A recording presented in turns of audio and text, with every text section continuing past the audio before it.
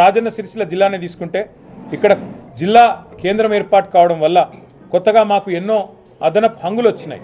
కొత్తగా జిల్లా కార్యాలయాలు వచ్చినాయి, మెడికల్ కాలేజ్ వచ్చింది, నర్సింగ్ కాలేజ్ వచ్చింది, ఇంజనీరింగ్ కాలేజ్ వచ్చింది. అన్నిటికీ మించి ప్రజలకి దూరభారం తప్పింది. ప్రజలకి మరి బ్రహ్మాండంగా ఇక్కడ వర్తక వాణిజ్య సోదరులకు కూడా వారి వ్యాపారము కూడా విస్తరించింది, అందరికీ లాభం జరిగింది. మరి అధికార వికేంద్రీకరణ వైపు కేసీఆర్ గారు అడుగులు వేస్తే మీరు జిల్లాలను ఎత్తివేస్తామంటే తప్పకుండా మీకు తగిన రీతిలో బీఆర్ఎస్ఏ బుద్ధి చెప్తుంది. ఆ పోరాటానికి మేమే నాయకత్వం వహిస్తాం. కేసీఆర్ గారి ఆనవాళ్లను చెరిపేయాలని మీరు అనుకుంటే తప్పకుండా మరి ప్రజలందరినీ కూడగట్టుకొని ప్రతిఘటనకు టీఆర్ఎస్ఏ నాయకత్వం వహిస్తుందని చెప్పి కూడా వారిని హెచ్చరిస్తూ ఈ తుగ్లక్ కార్యక్రమాలను మానుకోమని చెప్పి వారికి విజ్ఞప్తి చేస్తూ డిమాండ్ చేస్తూ మరి మున్సిపల్ ఎన్నికలకు మా పార్టీ సర్వసన్నద్ధంగా ఉంది.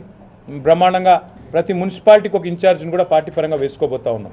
సీనియర్ నాయకులను బాధ్యులుగా పెట్టుకున్నాం. గ్రామాల నుంచి మండలాల నుంచి కూడా ఇప్పటికే ప్రతి వార్డుకు కూడా ఇన్ఛార్జీలు వేసుకున్నాం.